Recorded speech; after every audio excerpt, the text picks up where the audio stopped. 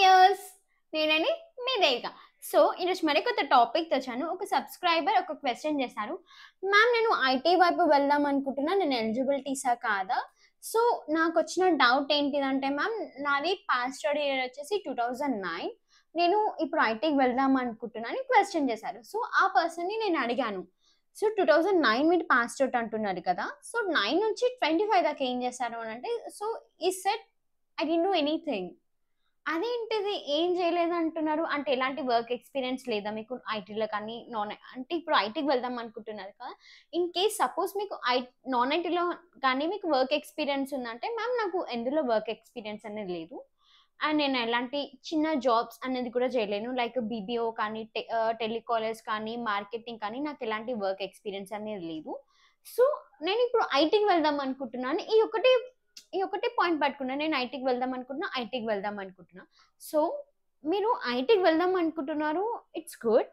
కానీ 2009 నుంచి 25 దాకా ఎలాంటి వర్క్ ఎక్స్పీరియన్స్ లేదు. ఈవెన్ చిన్న జాబ్స్ కానీ లైక్ మార్కెటింగ్ కానీ టెలికాలర్ కానీ బీపీఓ కానీ సంథింగ్ ఎలాంటి వర్క్ ఎక్స్పీరియన్స్ లేదు. యూఆర్ టోటలీ కంప్లీట్లీ మీరు ఫ్రెషర్. సో మీరు మొత్తం ఫ్రెషర్ అన్నప్పుడు అట్లీస్ట్ ఏదో ఒక చిన్న జాబ్ చేసే ఉంటారు కదా. సో ఒకవేళ చిన్న జాబ్ చేయకపోయినా సంథింగ్ ఏదైనా ఒక టెక్నికల్స్ అని నేర్చుకొని ఉంటారు కదా. సో మీరు అలాంటి టెక్నికల్స్ అనేది నేర్చుకోలేరు. సో అతనే నేను కంప్లీట్గా అడుగుతుంటే తను ఏం చెప్పారు, మ్యామ్ నేను చేశాను, కాకపోతే నాకు 2-3 ఇయర్స్ దాకా ఎక్స్పీరియన్స్ లేదు, జస్ట్ నాకు 1 మంత్ ఎక్స్పీరియన్స్ ఉంది, నాకు ప్రతి ఒక్క కంపెనీలో 1 మంత్ మాత్రమే ఎక్స్పీరియన్స్ ఉంది. అదేంటి ప్రతి ఒక్క కంపెనీలో 1 మంత్ ఎక్స్పీరియన్స్ ఉండడం ఏంటిది? ఏ కంపెనీలో ఎక్స్పీరియన్స్ ఉంది అంటే నాన్ ఐటీలోనే మ్యామ్ నాకు 1 ఇయర్ ఎక్స్పీరియన్స్, 1 మంత్ ఎక్స్పీరియన్స్. తను ఏదో 1 ఇయర్ ఎక్స్పీరియన్స్ అన్నట్టు చెప్తున్నారు. సో నేను అడిగా, అదేంటి ప్రతి ఒక్క కంపెనీలో 1 మంత్ ఎక్స్పీరియన్స్ ఉండడం ఏంది? సో ఎవరికైనా ఎక్స్పీరియన్స్ అనేది 1 ఇయర్ ఉంటుంది, అదర్వైజ్ 2 ఇయర్స్ ఉంటుంది, లేదంటే 6 మంత్స్ ఎక్స్పీరియన్స్ అనేది ఉంటుంది. మీకేంటి ప్రతి ఒక్క కంపెనీలో 1 మంత్ ఎక్స్పీరియన్స్ ఉండడం ఏంటిదంటే, I'm not interested to do the work. నీకు నాన్ ఐటీలోనే ఇంట్రెస్ట్ లేదు, ఎక్స్పీరియన్స్ లేదు, ఉన్న ఎక్స్పీరియన్స్ కూడా ఒక్కొక్క కంపెనీలో ఒక్కొక్క 1 మంత్ అనేది ఉంది. సో ఇప్పుడు మీరు ఐటీ జాబ్కి వెళ్దాం అనుకుంటున్నారు. సో ఐటీ జాబ్లో కూడా 1 మంత్ చేస్తా, నేను మళ్ళీ వేరే కంపెనీకి షిఫ్ట్ అవుతా అంటే ఐటీ కంపెనీ ఒప్పుకోదు కదా. ఒకవేళ నాన్ ఐటీ ఒప్పుకున్నా ఐటీ అనేది ఒప్పుకోదు మనకి.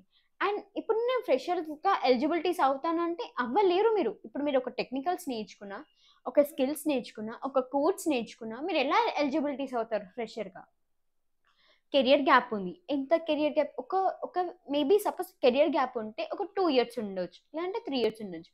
కానీ మీకు 2009 నుంచి 2025 దాకా మీకు ఎలాంటి వర్క్ ఎక్స్పీరియన్స్ లేదు.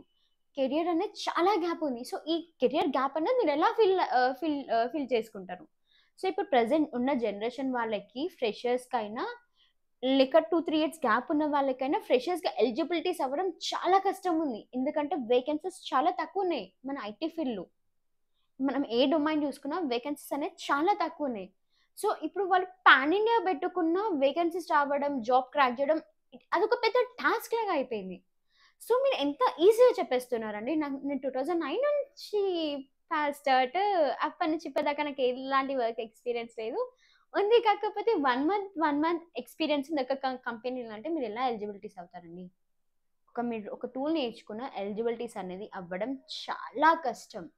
ఇన్ కేస్ మీరు ఒక కోర్స్ నేర్చుకొని like Java, like it is coding section కానీ నాన్ కోడింగ్ సెక్షన్ కానీ మీరు ఒక టెక్నికల్స్ నేర్చుకున్నా, నేను ఇంటర్వ్యూ క్రాక్ చేసుకుంటాన్న మెంటాలిటీ అండ్ గ్రిప్ మీకున్న, అక్కడ పైన హైయర్ అథారిటీస్ అనేది చాలా బేసిక్గా మీ రెజ్యూమ్ అనేది ఫాలో చేసినా, మీ టెక్నికల్స్ ఉన్నా, సో వాళ్ళు కూడా ఇదే క్వశ్చన్ చేస్తారు. సో ఇప్పుడు మీరు ఏదైతే క్వశ్చన్ అని చేశారో అంతకన్నా డబల్ క్వశ్చన్ అనేది మీకు వేస్తారు.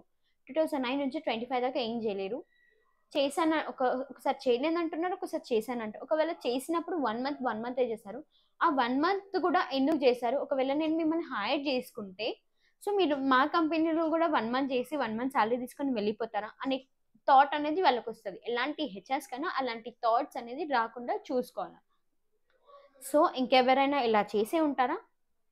ప్లీజ్ ఒకవేళ చేసి ఉంటే స్టాప్ అవ్వండి. మీరు ఎక్కడికి వెళ్ళాలనుకుంటున్నారో, ఏ ఫీల్డ్‌లోకి వెళ్దాం అనుకుంటున్నారో లేట్ చేయకుండా అండ్ టైం వేస్ట్ చేయకుండా వెళ్ళిపోండి. ఎందుకంటే మనము ఒక థింగ్ అని వేస్ట్ చేసుకున్న, డేస్ వేస్ట్ చేసుకున్న డేస్ అనేది మళ్ళీ మనం తిరిగి తెచ్చుకుంటాం.